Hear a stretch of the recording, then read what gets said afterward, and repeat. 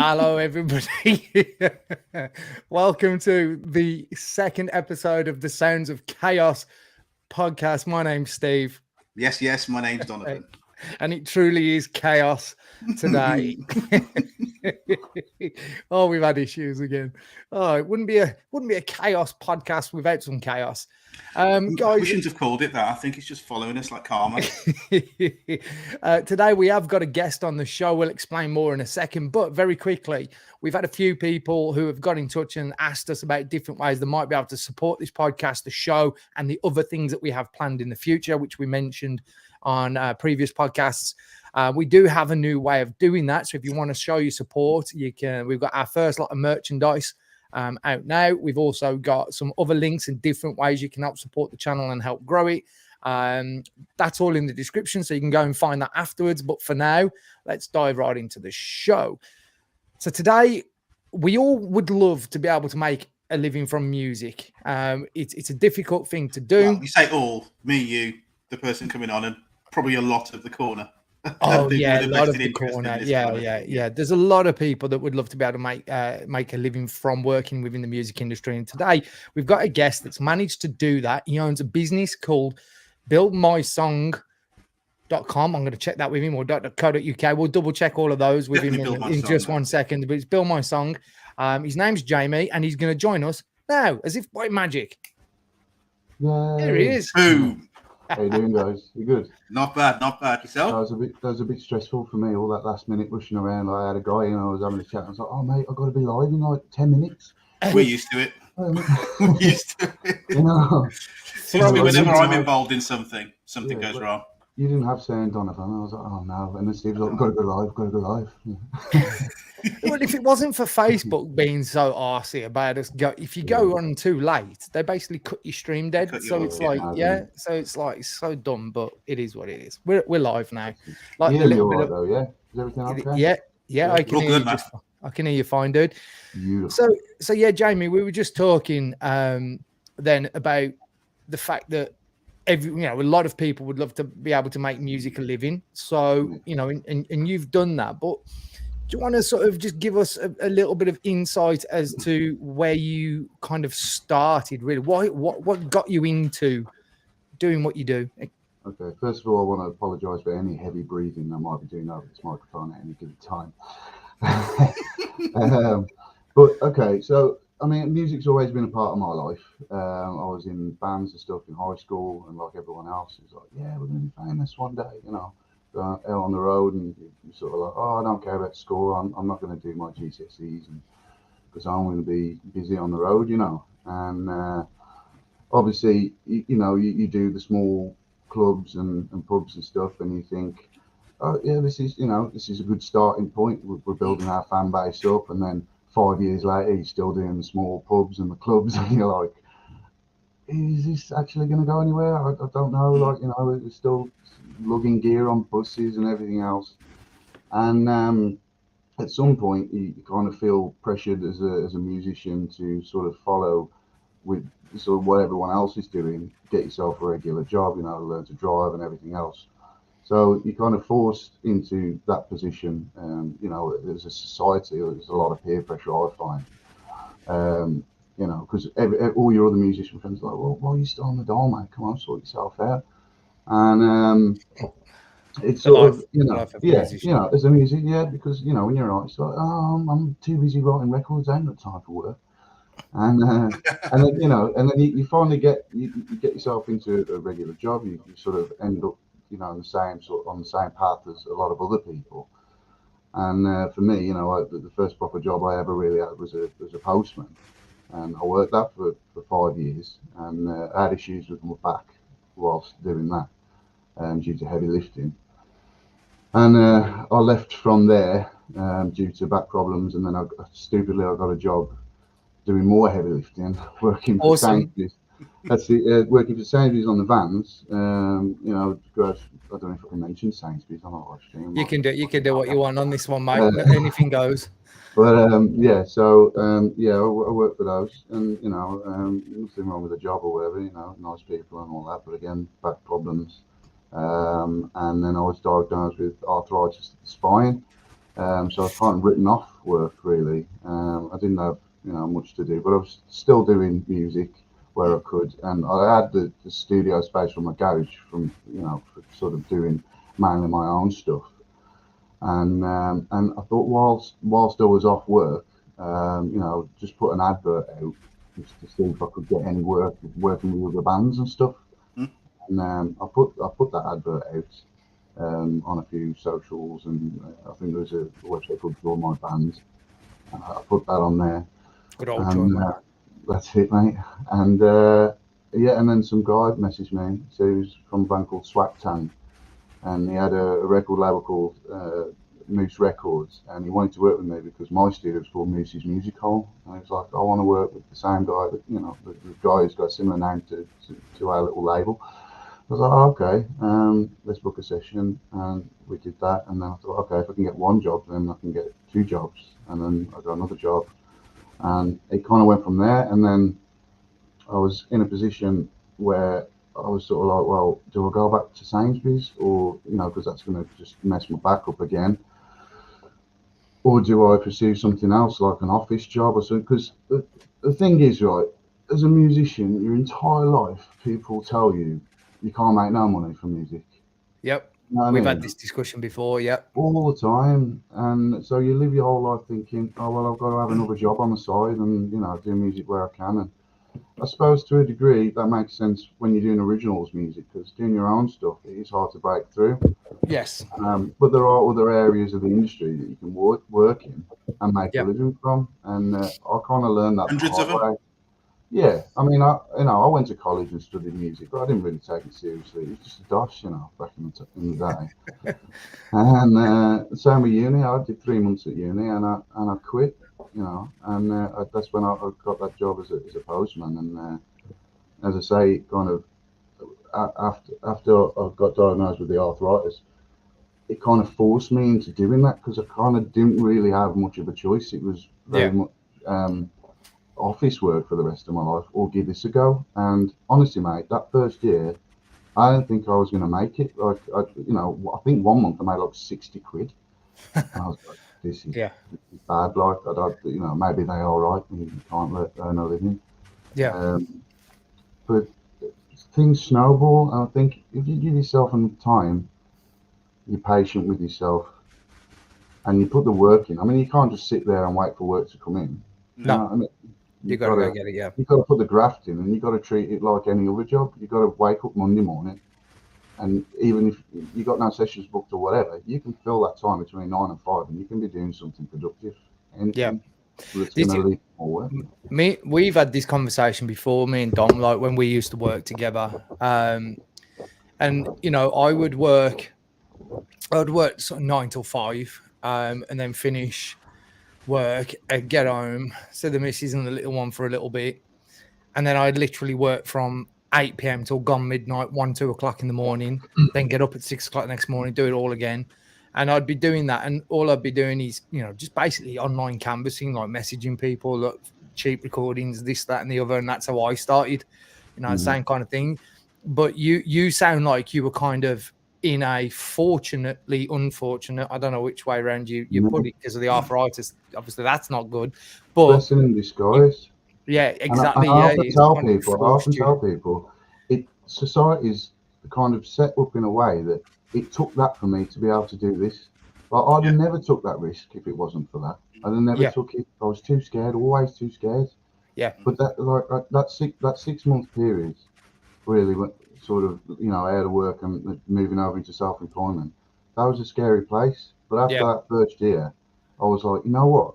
I think I can make this work. I started earning by the end of that first year what I was earning from other jobs. And I was like, this is doable. And I remember I went through the Prince's Trust, and I filled out like a forecast sheet, like predicted earnings for like 12 months like ahead of time, or 12 months in the future. I remember filling all that in, like putting in my predictor, and I remember looking to my mentor and going, man, I'd love to earn this from music. Like, this ain't possible. In my mind at the time, I believed that wasn't doable, but I was going to do it anyway, just to see where it took me. Because I thought, well, even if it doesn't work out after a year, there's loads of shit jobs out there. You know what I Yeah. mean? You can get another shit job. So I'll never have another opportunity to do this again now. And if I don't do it now, I ain't ever going to do it. And it kind of just went from there. And as I say, like snowballed, and these things happen to you, and you're on this journey, and beautiful things happen, and it's like you kind of putting your trust in something outside yourself almost, and you kind of like you have to believe in that. You're like, no, someone's watching out for me, and I'm exactly where I need to be right now at this moment in time. You know what I mean? Oh, you're stressed out or you're worried, you know, and you're thinking, I don't know if I'm going to be able to pay the bills next month. Just don't let the pressure or the stress get to you and force you back into that. Yes, but that's what they try to do, isn't it? It's like you're trying, like Richie Sunak said, go get yourself a proper job. You know, yeah. I bet he doesn't go home at night and watch anything or listen to anything or do anything like the art. The art isn't a real job, is it? Panic isn't productive. Fill a car up properly. Panic isn't productive, and panic isn't going to get you work.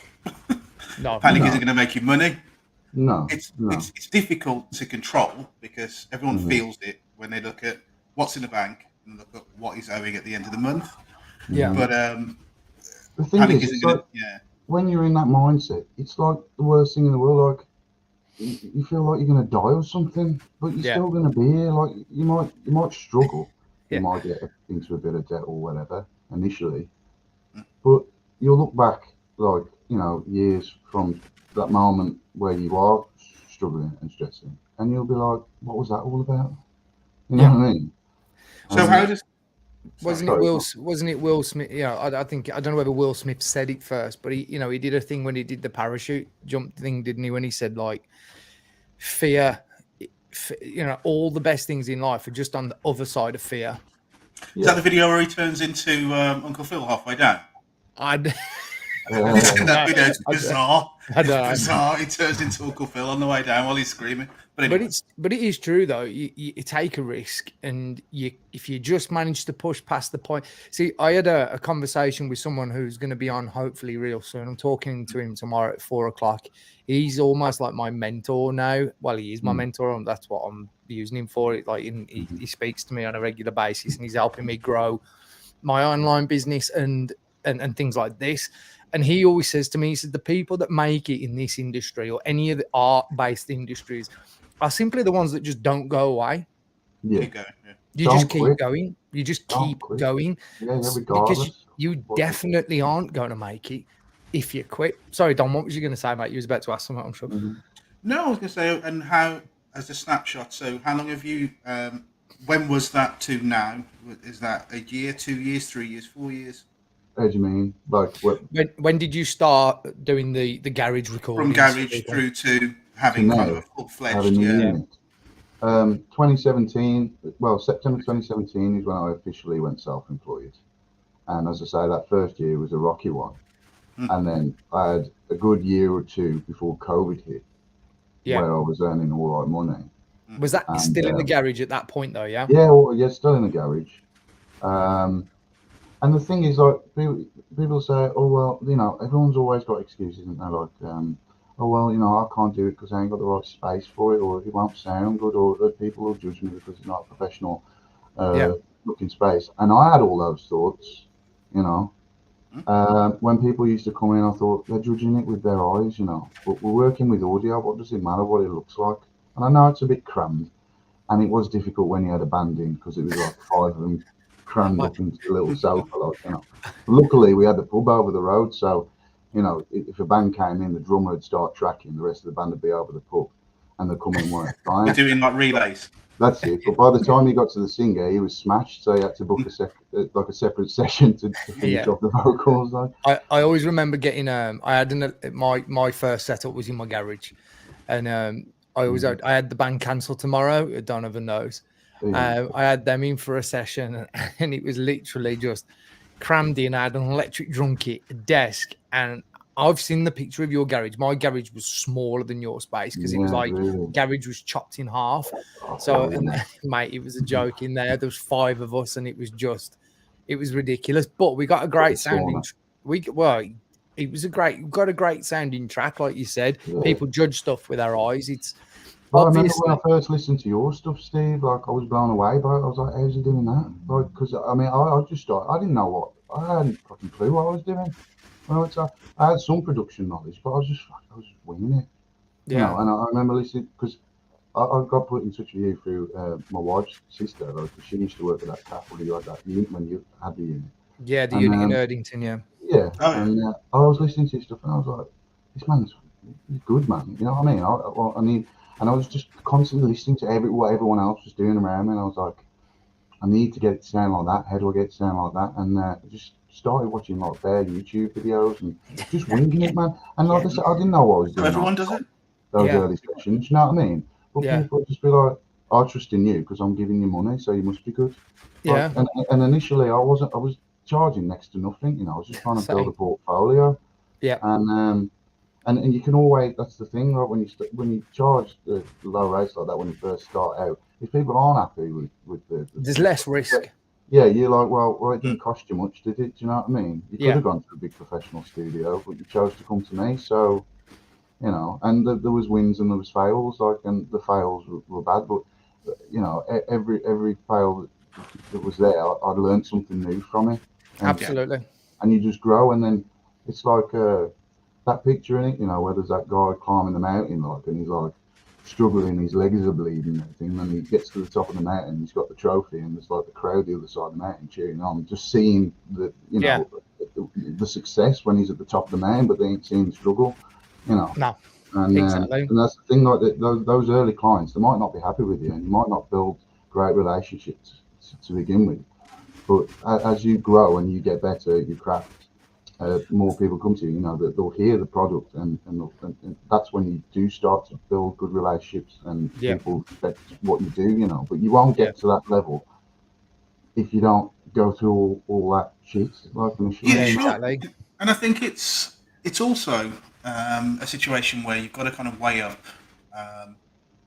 what's the alternative. So, excuse me, you mentioned that being in a crap job, something that you don't really want to do, you're doing it for money. You know, you try and kind of purge yourself at a weekend by doing whatever you do, and then you go back to it on Monday. You have that repetitive rotation of life, and all that time, you're not getting that time back. You know, that's your life slipping away. And that's not positive. But at least on this side, you're working on something that you love. It's a passion. Yeah. So the hard days are never going to be. There's always going to be like a catalyst and a fire in you to get the thing done. Yeah, because it's your baby and it's something you love. And you'll graft harder and you'll put more work in because you enjoy doing it. You slack off in jobs you don't like because you're just miserable on it, you know. It's human nature, isn't it? And it's frustrating for musicians because musicians just want to do music, man. And like, you know, by the time you finish your shift and everything, and you do rehearsals and you're knackered and like, it's hard, man. And I know how it feels like. But I always tell people, you know, you can do it if you put your mind to it. You just gotta not give up. You know, I mean, when I was a postie, I knew this guy, and he worked at the same office, delivery office, from the day he left school to the day he retired. Right, so he worked his whole life at the same office, and he was always moaning, complaining. You know, but he had a good character. He saw the funny side of things, you know, make a joke out of it and all that. Yeah. He's like, I can't wait till the day I retire, you know, I get to live my life and all that and do all the things I want to do. He died a year later. Yeah, exactly. My granddad did you know what I mean? Did the a year into retirement, just died, like, and that made me think. I was like, I don't want that. I don't want to like live, you know, 3/4 of your life doing something you don't want to do. Yeah, waiting until you got the freedom to do things, because then by that point you might be too old and unhealthy to do those things. You know. Well, to be honest, if those in power do get their way, you will. It's going towards the way that you'll just work and then die. Yeah. That's the ideal for them, lads. So by the time our generation gets to retire, it'll be like 70 or something. That's it. This is the thing, and the thing is, though, you mentioned this guy that obviously worked his whole life, or his whole kind of adult working age life, in one place, and I reckon I guess the caveat to that is if you enjoy that, then that's fine. You'll be working it forever, working the post office forever if you love it. Yeah. If you don't, and if there's something else bugging you, I tell you what it was. I tell you what it was for me though. It wasn't that I never liked any of my jobs. I like the job. I like the job I was in, and I like the people I was working for, and I like the people I was working with. My issue was that I've got the kind of head where I always have ideas, and the creative minds. It's so frustrating when you're trapped in what feels like a box, and you've got to do the same thing all day, every day. Like I technically do the same thing every day, but every project is different.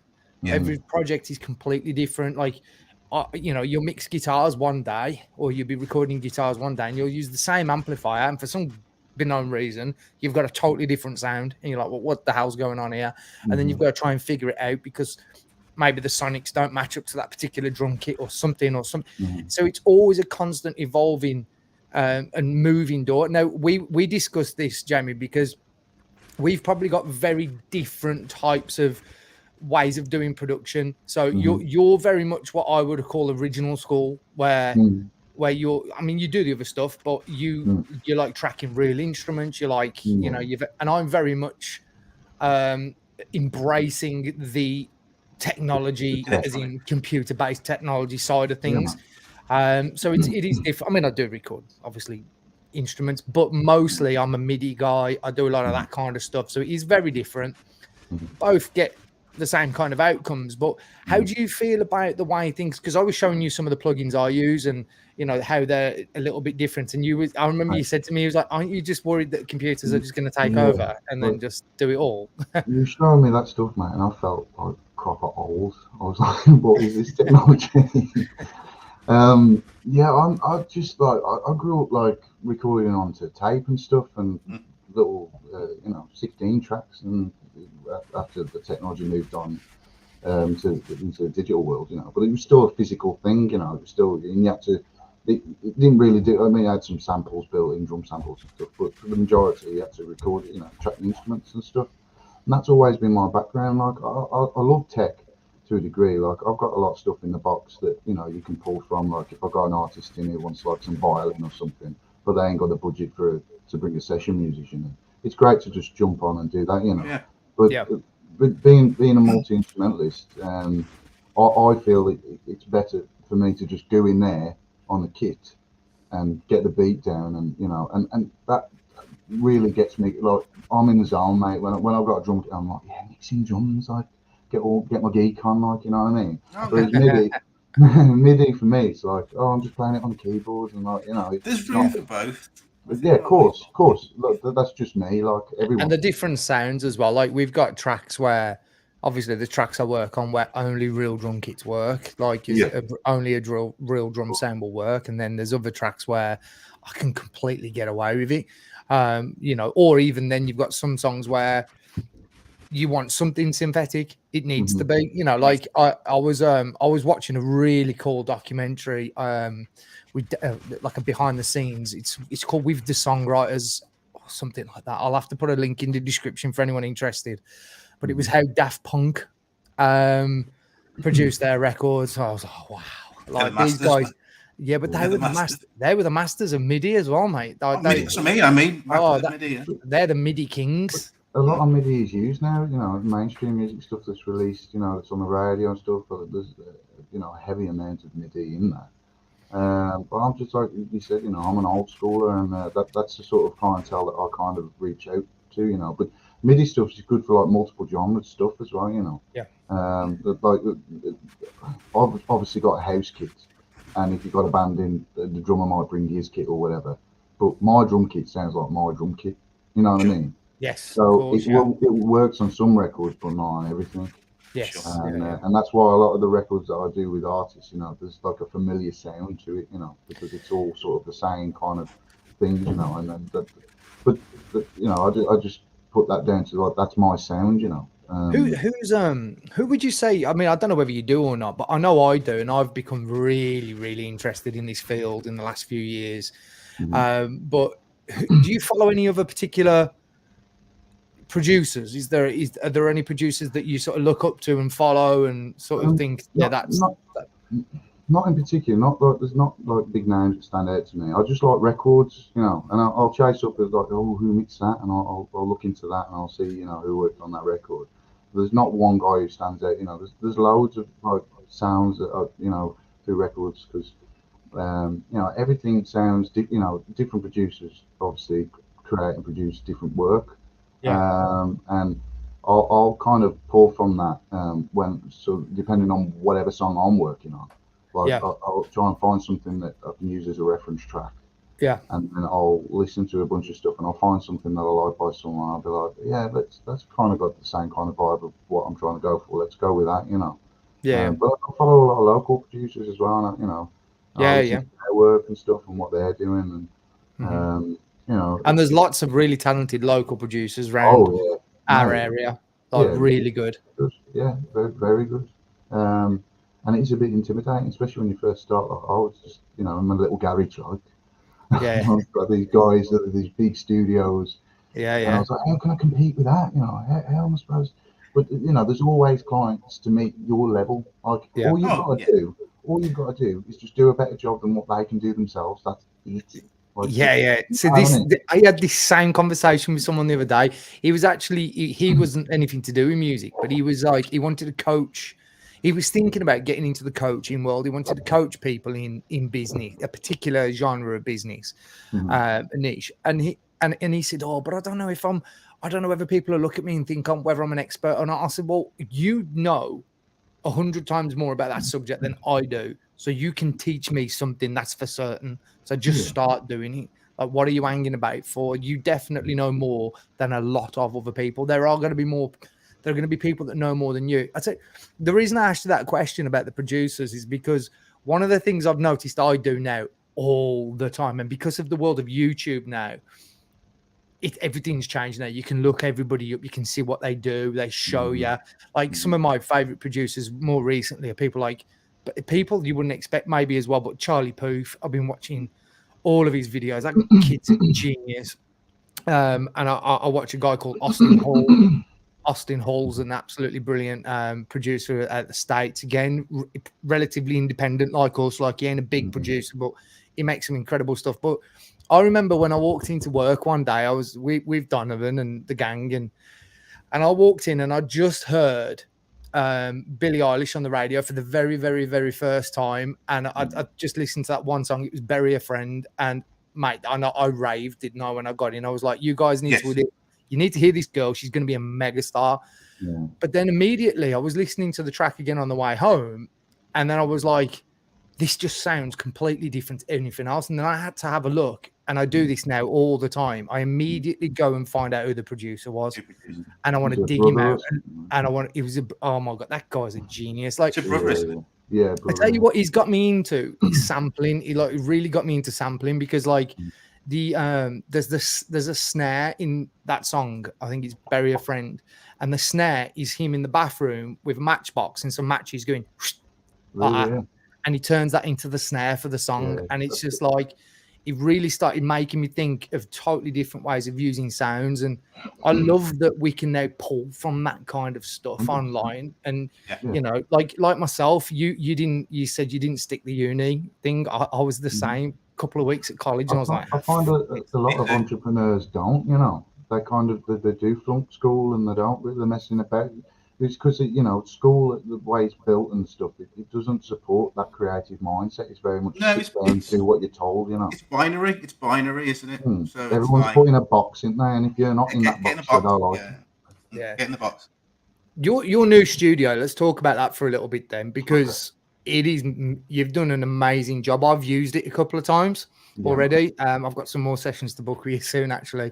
But yeah, I've had a few people in there, and their comments have been the same. Like, they really like the vibe in there. So when you was putting the studio together, what were sort of the key things you wanted to make sure? So this is your chance to plug the studio a little bit now and tell people about it. But what was the key ingredients to making the studio how you wanted it to be and feel? I just wanted it to be smart, because when I got here, it was in a bit of a state. It took about 4 weeks to sort it out. but it's one of them. It's like a diamond in the rough, you know. You walk in and you go, yeah, you can see the potential straight away. Yeah, it's just going to take a lick of paint and some new carpet, and you know, and it has a bar. I mean, that was already there. I was like, sold, mate. Where can I sign? Got a bar. But no, I mean, ironically, not so much ironically, but funnily enough, this space was the very first recording studio I recorded in as a musician. I mean, I was in a band, like a grunge band in high school, and we used to rehearse at this unit, not in here, but downstairs outside in the courtyard. Used to be a little rehearsal room. We used to rehearse there. I remember that. And yeah, and Paul, the guy that used to be the engineer in this studio, he you know, used to come down and say, "You all right, lads, how you getting on?" You know, because we'd have to pay him for rehearsals and stuff. I think he was working for someone else who owned these buildings at the time, and yeah, he sort of, he came to me and he said, well, to us, you know, the band, and he says, if you ever want to do a record, come and, you know, record with me. I'll show you the studio. So it's like, okay, we came up and had a look around. I was like, yeah, okay, we'll book in, we'll do a track. And then we came in and we did a song called "Incest is Good Only with Your Grandpa." The nice little punk record, a bit strange. I know. I didn't write it, mate. I didn't write it. I was just a bass player. Was this the 90s by any chance? Yeah. This is like 2001 or something. 2000. Just a quick one, because that same year, because I dug this out. Yeah. And Jamie already knows this, but the interesting thing about this is where me and Jamie sort of connected twice, because obviously sister-in-law knew who I was, and then that studio that Jamie's in is also the very first studio I ever recorded vocals in. It's mad, isn't it? Life takes you on a journey, man. Yeah, because I remember when you said Paul's name, I was like, oh my god, that's the same guy, because that was the same studio that was it Apache Indian. Yeah. Apache Indian used to record out of as well. Yeah. And I when I went in there, I recorded 3 covers, and it was the first time I'd ever stepped foot in a studio. So when I walked back through the door, I was like, as soon as I walked in the archway, and I like, been here before. Walked up the stairs, I was like, been here before. Walked through the door into the room, I was like, I've definitely been here before. And I realised then, I was like, shit, this is where I recorded my first song. The live room had the same smell that I remember from when I was a teenager, you know, before we started like carpeting and all that. Like, it was great. I was having flashbacks. It's very different now. Yeah, definitely. Yeah. Have you got rid of the smell?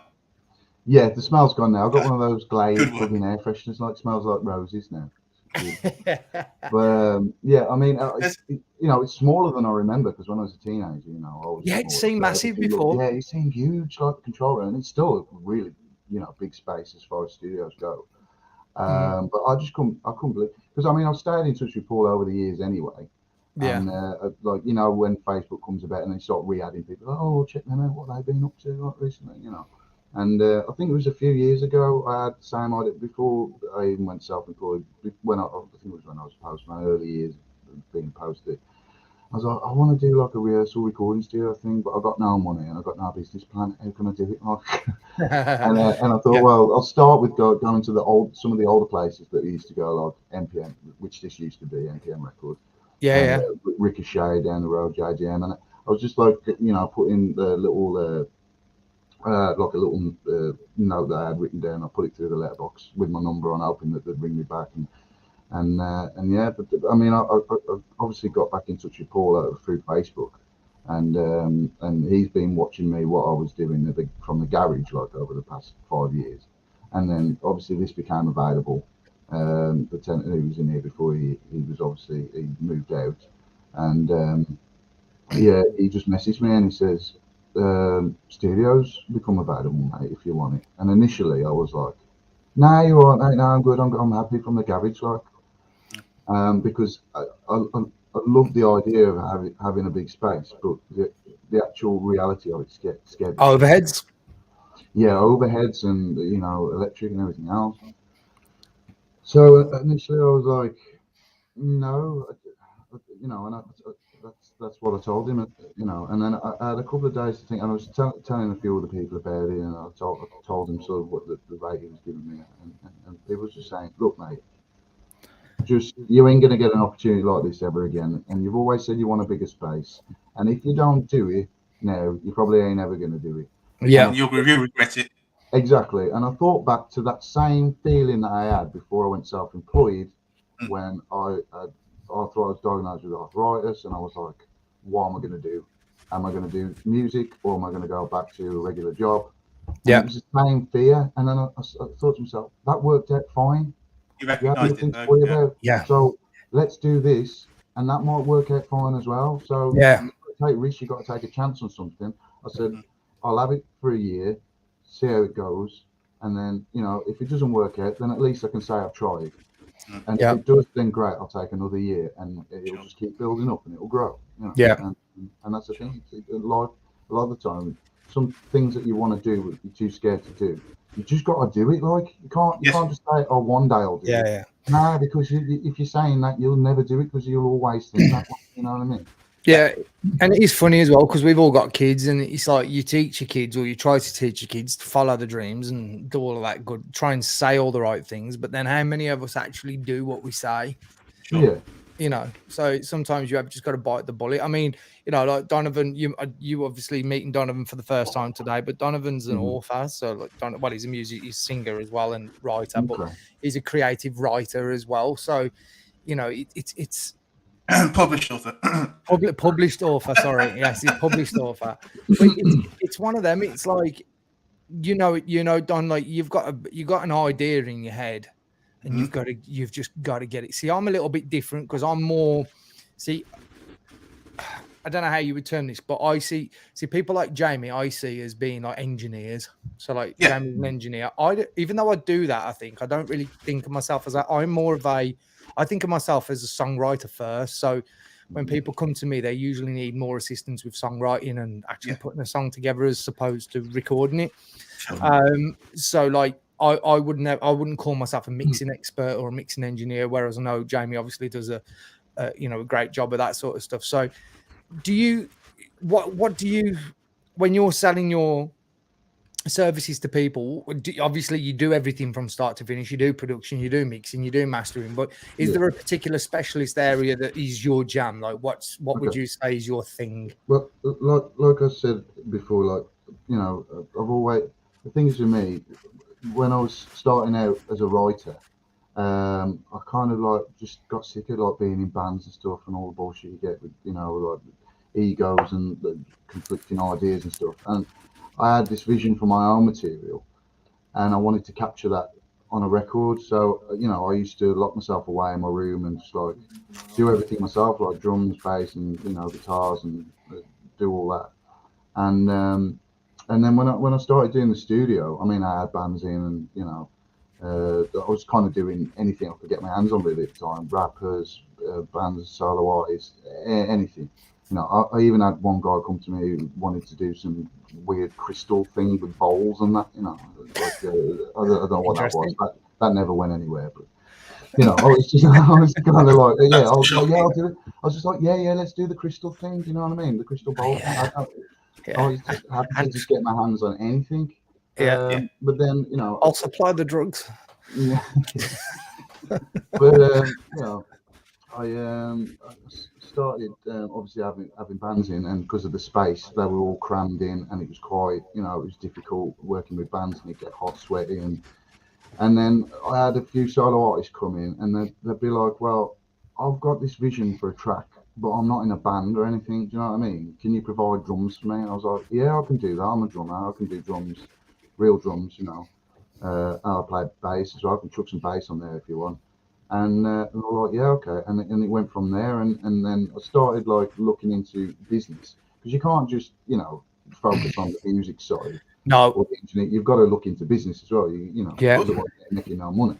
So I'm looking into how to run a business and stuff, and everyone's telling me, you got to niche down. You can't just do jack of all trades, like master of none kind of thing, because everyone does that. And there's already like 50 guys out there that are doing that. And, you know, if you're just starting out, the competition is going to be fierce. So you got to niche down on something. You got to do something that no one else is doing. So that's when I started offering like these tracks, like Build My Song. Yeah, where you sort of like, you know, if you're a singer-songwriter, you're a solo artist, but you want a band sound with real instruments on it, then you come to me, because I didn't know anyone else locally who was doing that. You know? Yeah. And I started thinking about, well, you don't, just have to do that on a local level, because the technology's there now online. You can do it worldwide, So then I started doing stuff like that, and it's going good, and I think that's sort of where I am now, really. I mean, it's funny because now I'm in a big space and can work with bands again. I kind of want to work with bands again, which I do want to do. But as I say, like that's sort of my niche, really, is mainly sort of working with singer-songwriters, doing but with real instruments and stuff like that. Because obviously we've spoke about this loads of times on the podcast, and I'm sure it's going to be a topic we'll talk about forever and a day, but the money aspect. So obviously artists are coming to a studio, paying money for recordings, and then going away and never making a penny back because of obviously streaming royalties are absolutely useless. We will be bringing episodes. I promise people we're going to be bringing episodes to the YouTube channel on all of this stuff. Because there are ways of doing it, and we will be showing you, and we will have some industry experts on all of this as well. But when you've got things like the energy crisis, COVID, everything else, the budgets of the artists are getting tighter and tighter and tighter. Now, I've got a little bit creative recently with my pricing. I know it's something we've talked about, because I definitely don't want to be lowering my prices. If anything, my prices are starting to go up. Yeah. But you've got to start looking. I've noticed now as a producer, like you said, you've got to be a multi-instrumentalist. It's forced me to learn how to play keyboard. I've had to learn how to play guitar better. I've had to become a bass player. I've had to learn drums. You have to do all them things. But on top of that, then you've got to learn how to be a marketer.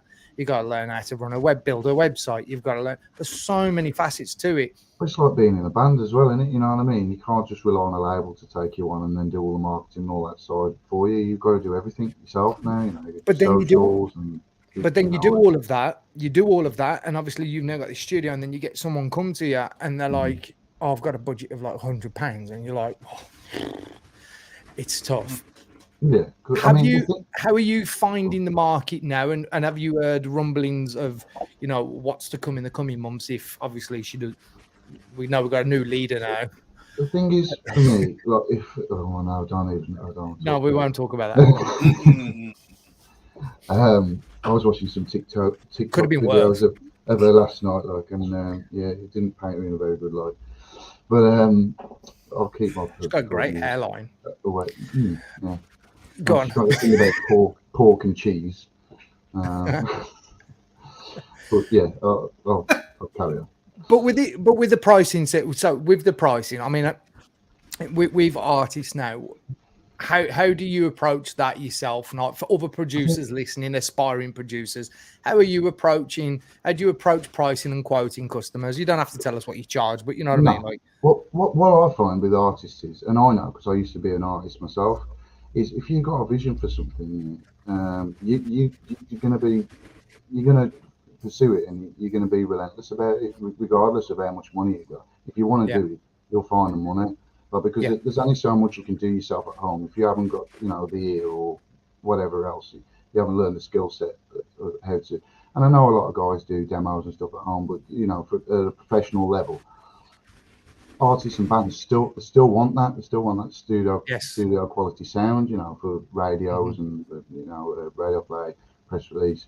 Whatever, if it's attracting management or labels, you got to have top quality sounding tracks. And I think that regardless of things going on, and I know it's tough on everyone, but I think if you can provide a good service and a good final product that they're happy with, and they like working with you as well, you have a good working relationship, because a lot of it has to do with that as well. You can be 100%. Amazing at what you do, but if you're a prick, no one's going to want to work with you. So, people will find a way, and I found, things have got a little bit tighter. But, I mean, the thing is with me, I've got clients that I've had over the past 5-6 years now, and we've got a great working relationship. And I understand that things are tight. And, I've got set rates, but, I'll always try and help people where I can. I'll sort of talk to them. Like, oh, what's your budget? We can try and work, something out around, what you've got. And obviously there's certain things that, let's say, session musicians, you've wanted to pull someone who plays saxophone on your record, that probably isn't going to be the case because you haven't quite got the budget for that. But we'll do it in the box with MIDI. You know, we'll find other ways around it. Yeah, exactly. Yeah. There is always a way. This is what the reason why I asked that question is because I had another producer, like, so I have a guy that mentors me now, and I'm now mentoring one or two other people who are just starting to get into it. One of the things I'm actually really interested in is getting more young female producers out there, because one of the things I hear a lot from female singers and artists is they would quite like to work with female producers, because sometimes, like, things they say to me, I know, like, from conversations I've had, we can get lost in translation. They might say one thing and my man brain does one thing, and I'm like, okay, we've crossed wires somewhere. So I'm actually working on something at the moment. I'm doing the same with my little one. I'm trying to get my little one in, you know, she's learning little bits, but I like the idea of making sure that all of our listeners and followers, and the whole point in this podcast is to make them realize that it can still be done. Because I had someone the other day just going, oh, I don't think I'm going to bother doing it because if the energy prices go up, no one's going to be able to afford it anyway. And I was just like, do you know what? People have got more money than you think. There's a lot of people out there who have got a bit more money than you think. So there is still a market. But for those those that haven't, you just got to learn to be a bit more creative. Like something I've started doing, and anyone other producers feel free to steal this idea. Because I got this idea from someone else, is I've started doing an annual thing where a band, if say you've got 4 people in the band and over the year you want to release a new song every 12 weeks, which is about average. So instead of having to find a lump sum of money every 12 weeks to record your track, each member of the band pays me £33 a month. That works out to about £400 a track. And it's a monthly payment that they pay as a direct debit. Every time they hit the £400, they get to come into the studio, they do the recording, then we move on to the next track. And I've had so many people take me up on that in the last week alone. Because I think one of the things we all need is if you're going to be able to do stuff like the art, you've got to find a manageable way of being able to resource it and fund it. So, you know, we was talking about getting out of our jobs, couldn't wait to get out of our jobs. But at the same time, I always realized that my job was what was funding my musical aspirations. So you just got to be clever with the way you do things, I think. No, that's it. I was just going to say, it's just an idea that someone threw to me who does a lot better than me. He produces for people all over the world. And that's how he's been doing it. And I just thought it was quite a clever idea. I know it sounds simple when you say it, but I don't know of many producers, if any, that are doing that. No, so I've looked into it myself. I just something I'm trying. There's just I can't quite find the right platform for it yet. But that's definitely something I've considered. I mean, I mentioned it last year, I think, before I even had this unit or whatever. You know, monthly installments and stuff like that. That is definitely something I'll look into. I think people are used to that idea of a subscription model as well. I think because everything's gone that way now, hasn't it? Yeah. But I also want to let people know, you know, I don't just do this, you know, just the studio stuff to pay the bills. You know, I'm also out gigging. I'm a working musician as well. So you top the, you know, the funds up with that. Which do you prefer, out of interest? Mate, do you prefer performing live, or do you prefer being behind the desk? No, I much prefer being in my little manhole.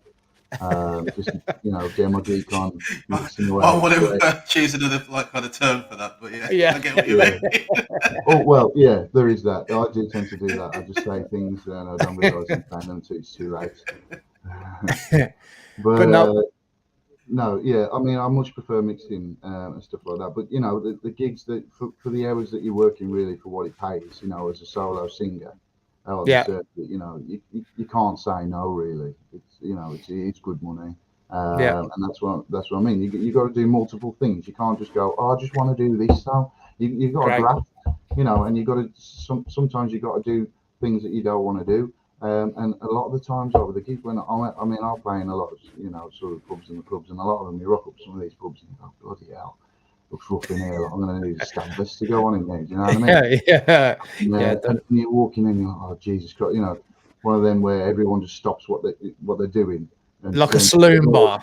Yeah, they're just all staring at you like, and it gets quiet. You know, all right, how you doing? Yeah, I'm a singer. but yeah, so but you get that in any job, don't you? I don't know anyone that wakes up on a Monday morning in a regular job, 9 to 5 or whatever. Doesn't dread some part of it. Yeah, and go, I can't wait to get to work and and start doing all my stuff on the computer or whatever. So yeah, I mean, there's been many a time, and it's quite often, or regularly on a Friday, I'm gigging on a Friday night, for most of that day, I'm sort of thinking, oh God, I've got to go out and gig later. I'm not in the middle.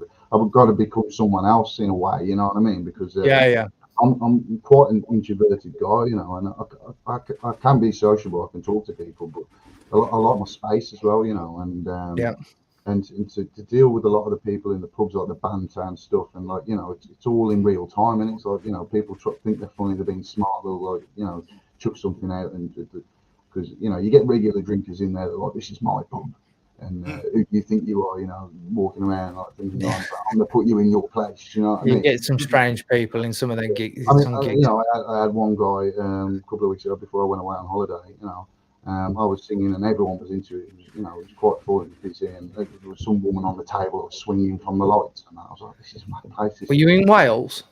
No. Well, because they all do that in Wales. No, every gig I ever did in Wales is someone on a table. Yeah, they get madder the further you go out, innit? Like in the sticks and that, they're even more mental out there. The closer to the coast, they just get wilder. Yeah, no, this is just like it was just a regular gig. I can't remember what it was now, like Coventry Way or something. I don't know, but yeah, and there was this one guy and he was doing like this the whole time, like singing, putting his fingers in his ear, and he was like, oh. And I said, "What's wrong, mate?" Over the mic, like as I'm mid-song, like because it's like an instrumental part of the song. I was like, "Oh, what's up, mate? Is it too loud for you?" He goes, "No, it's not too loud, mate. It's just shit." You know what I mean?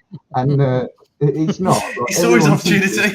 he saw his 15 minutes of fame. He was like, "I'm going to take it." Yeah, you know what I mean? He's like, "No, I'm the gaffer in here. I'm the boss." It's heckle, isn't it? They're basically. You know what I mean? You just got to invite him up. Invite him up to do a number himself.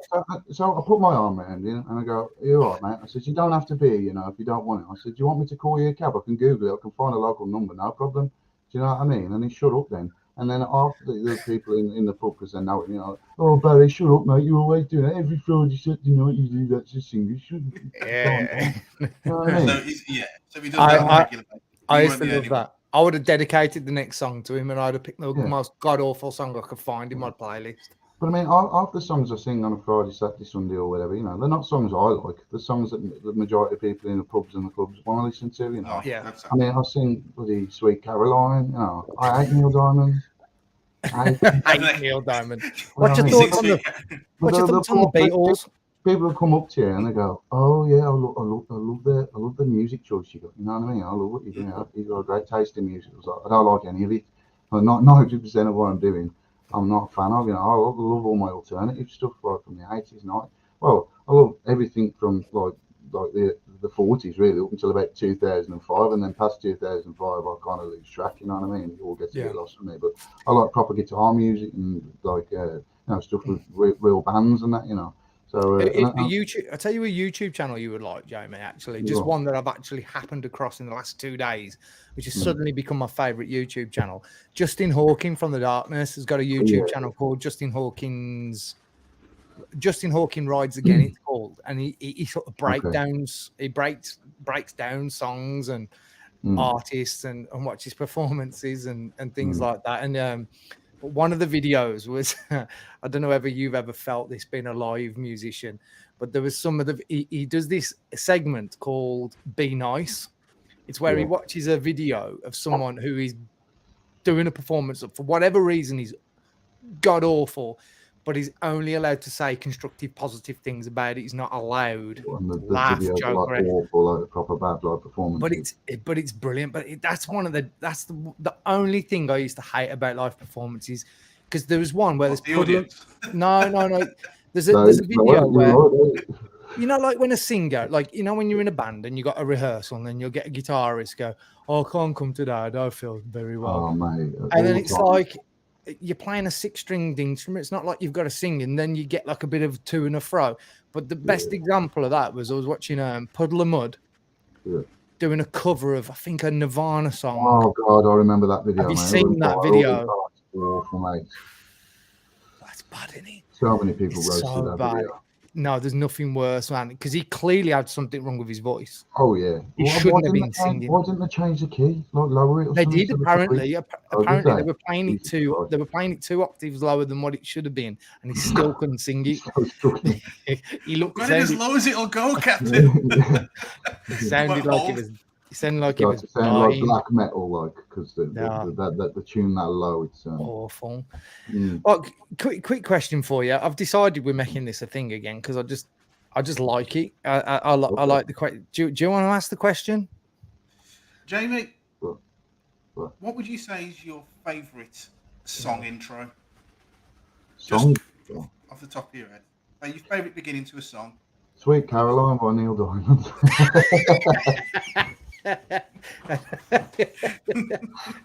Is that that's your favourite one, or the one that sticks in your head the most? Yeah, I'll go with that one.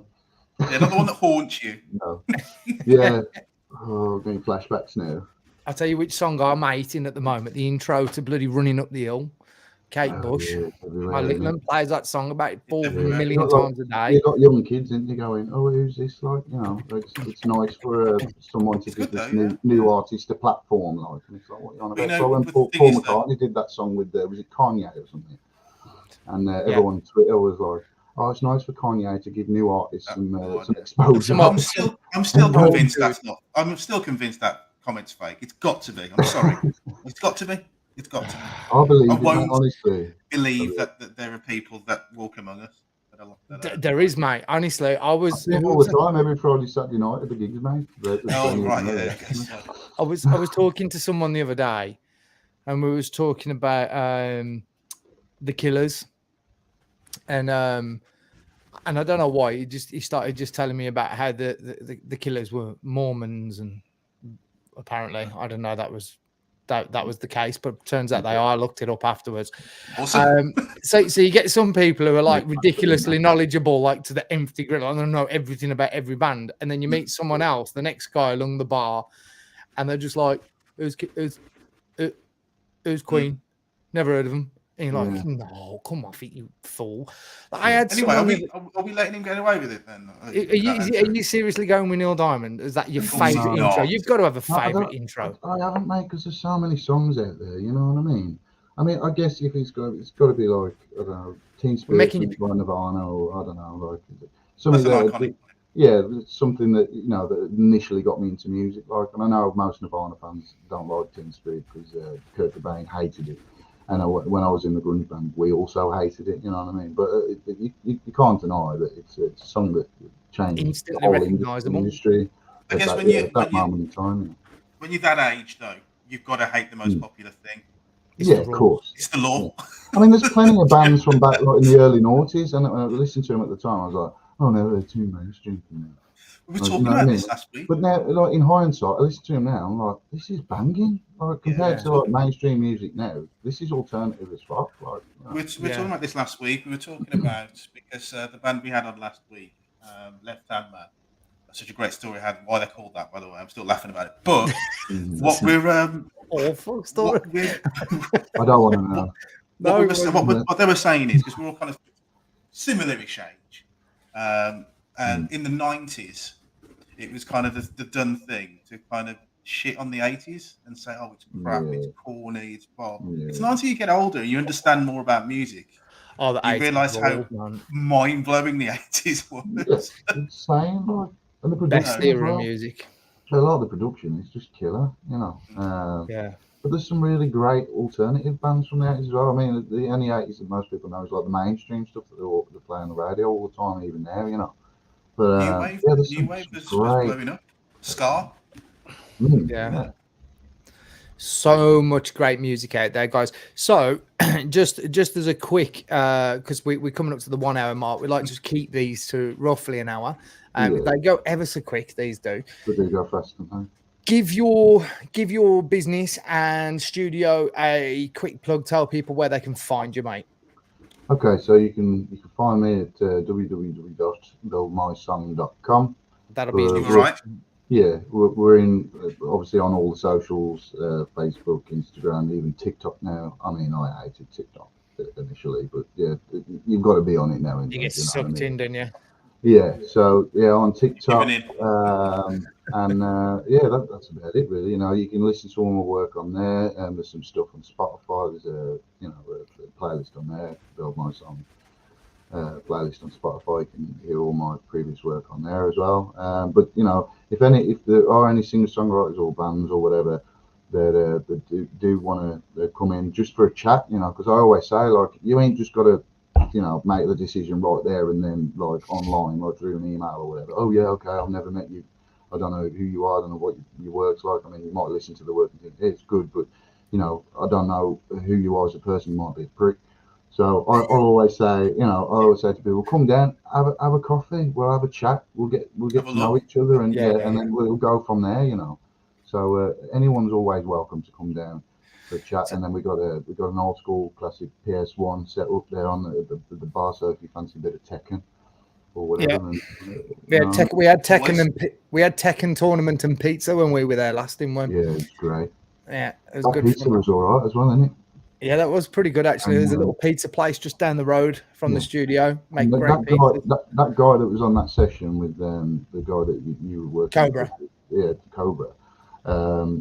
He was talking to me about his paranormal stuff, and we are. That was his friend. Yeah, that was his friend. Yeah. And we are going to be holding a paranormal investigation here at the studio one of the nights, like, and you guys are welcome as well if you want to come along. I don't want to come on that night. You not want to come? No. Not on that night. No. Too scared, Steve. What is it? Okay, yeah. It's going to be sick. It'll be great, mate. Turn the lights off. We get all get ghost adventures on it. I thought I had a paranormal activity once, and it ended up being absolute carnage. When I was once asleep, I must have been dreaming that someone was on my landing, and I was looking underneath my door, and the light was on, and I could see a shadow moving, and then somehow something fell off the door. I think it was like a dressing gown. It landed on the door handle. Somehow managed to open the door, and the door creaked open a little bit, and that was happening the door was opening in my dream at the same time as the door was opening in real time. So I wake up instantly, awake, see this tall figure standing in the doorway, dive across the bed, literally spear, like Triple H style spear, straight into the door, took the door off the hinges, scared the shit out of the cat. I've never seen the cat just absolutely legged it. Door was in two pieces. I ended up with a massive cut in my eyebrow. I had to have stitches. So I don't like paranormal stuff. I don't. Yeah, you probably don't want him there, Jamie. You don't want another hospital trip, do you? And also your doors. You don't want your doors teared. No, I'll just decorated. I won't even open a door. I shall just run through it, and they'll just be we'll tie you up somewhere so you can't launch at doors, mate. No, but honestly, because a few things have happened to me over the years, paranormal things, but not enough for me to go, yeah, that's definitely a thing. I'm quite an open-minded guy, so I can't rule it out. But I like the idea of it. And it always happens to me when you. Have you noticed it always happens when you're on your own though? I was at the Gifford Arms. It doesn't always happen when you're on your own. I was at the Gifford Arms a few weeks back with the band, and some guy come in and he puts his drinks down on the table, on the bar, upstairs where the Gifford. You've done the Gifford. So he puts his drinks down on the side. There's no music playing. There's no one in there. It's just me, him, and he's put two drinks on the bar, well on the bar as well, not like right on the edge or anything like that. Anyway, I'm sitting there. I'm on my phone, and I hear this sort of like scraping noise, and I'm like, I look up, no one in the room. I was like, oh, okay. And then he walks back in the room and he goes, everything all right? I said, yeah, no one's here yet. And we're just chatting. And then out of nowhere, I swear to God, this glass just went across the table and on the floor. I got up and just walked straight out. Didn't say a word to anyone. Well, it wouldn't surprise me if the gift was haunted, to be honest, mate. It's an old building. I just got out. Apparently, the devil's throne downstairs. Yeah, exactly. You always know when there's someone new in the Gifford because they sit on that throne. Yeah, that's it. You know what I mean? But I mean, I wouldn't do an investigation from here, but apparently Paul said it's haunted. I mean, these buildings are old factory buildings. They've been around since like the early 1900s or something. So, yeah, I mean, and that guy, he said he's got all the gear. He's got like a. He has, yeah. He said, yeah. So I thought it'd be quite interesting to do a live stream, paranormal. See if there's any. We can set some mics up, see if we can capture any whispers or whatever. We'll join the live stream, but we'll do it from here. You can do this. Okay. Yeah, We'll do yeah, it yeah. from here. We'll sit. Okay. We'll sit in the safety of our homes. And if Mm. anything appears behind me, behind that curtain there, Yeah. that's it. You'll just see a Steve Dark in the shape head, like. blur. Yeah. But apparently Paul saw a shadow figure here the one night, like he was telling me, because he had a late session finish and then he had someone booked in the next day early. So he slept on the sofa here, like, and he woke up at around 3 a.m. and he looked through the window, you know, and from the control room to the library, and he seemed like a shadow. Yeah, what kind of session are we talking about? Well, yeah. But no, apparently he saw a shadow figure, like, you know. So and I did find like an old nail from the obviously one of the original nails from the factories, you know, because it's out proper old. Like, I thought, we'll use that as a trigger object. Like. So we'll see. I don't know. I haven't got a date for it yet, like, but I'll do one, and then I might do another one on Halloween as well. Awesome. Well, let me know if you're haunted. If you are, I won't be booking to come back ever again. I shall find somewhere new. But it's funny, mate, because I was on a session the other day, and I thought the first paranormal thing happened, like, because I had a guy in, and I was vaping by the window, and he snuck past me, he ninja'd past me, like, from this door here, you know, through into the library, and I just didn't see him, and then I just saw the door like move and shut and close, and his daughter was here with him.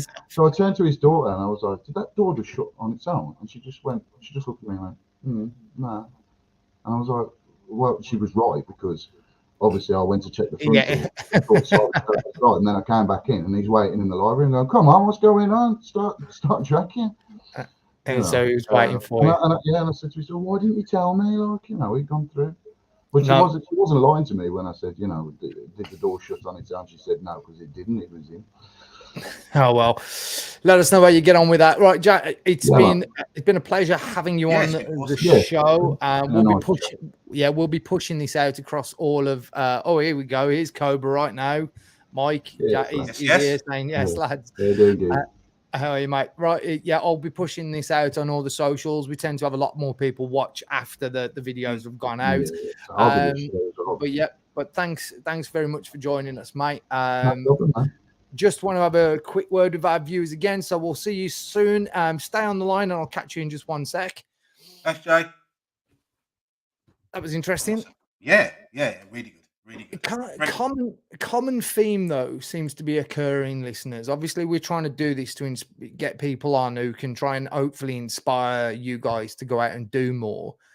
But the theme is always the same, isn't it? It's like everyone's got a similar story. Obviously, Jay was kind of backed into a corner almost where he had to do it. But it's interesting that he wouldn't have done it maybe if that hadn't have happened. So it just does show that you have just got to go for it. There's just yeah, absolutely. There's something I was going to say while we were talking in regards to finding the money and the budget for recordings. Yeah, and I think essentially, and I don't mean this to sound harsh because I fall victim to it all the time. We prioritize what we really want. Absolutely. We find money for what we really want. Yeah. Whether it be, I don't know, a hobby of some sort, whatever it might be, you find money, video games, you find money for what you really want. Yeah. So for me, how much do you want that recording? Yeah, exactly. Do you know what? I did something with someone the other day and I said, look, I'm not going to look, but I want you to open up your bank. Does your banking app tell you where you're shopping? And they said, yeah. And I says, where do you tend to go to if you want like a little snack or a can of pop or a whatever? He said, the local co-op. And I was like, okay, I want you to go on there and I want to have a look how much you spent in that co-op last month. And he went in there. He spent £42 something. It was like £42.40 something. He spent in pop, in pop and sweets and crap, basically, or little bits that maybe in. And it's not essential stuff. It's just stuff that you're just going in there to pop in. And I said, so if you don't go to that shop to just buy bits of shit that you don't really need, that'll pay your monthly fee for your recordings on this new scheme that we've got. And he just went, true, yeah. And I was like, so you're going to be in cold sweats if you don't go to that shop. Yeah, exactly. No. Yeah. So it's like, it is about, it is that. But I thought I'd just ask that question because it is interesting. It's something I'm definitely trying to plan ahead. If you are running a business and you are trying to make it in music or trying to be a producer or anything like that, it is good to just try and look at what's going on in the world and try and plan for the future and what's going on. It's outside the box thinking as well. You know, companies have been forced into outside of the box thinking, forced to be flexible if they want to continue to make money.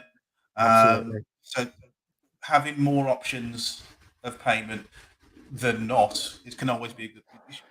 Can only be a good thing, you know. So no, brilliant. But everyone stay creative, keep doing stuff, keep plugging away at it. If you've got any questions or if you've got anything in particular, because we're going to start adding soon some more educational based videos to the site. This is a project I want to work on quite a bit anyway. So we're going to be starting to put some sort of educational content onto the YouTube channel. Please make sure you subscribe to the channel because most of the people that watched the last video and the video before, the few hundred of you that have watched it, most of you weren't subscribers. So we had 750 people watching the last couple of weeks, and only 24 of you have subscribed, yet you've revisited the channel. So make sure if you are revisiting the channel, you hit that subscribe, like button because it really, really does help us out, and it's free, it costs you nothing, right? It's been emotional. Thank you very much, and we'll see you for another one.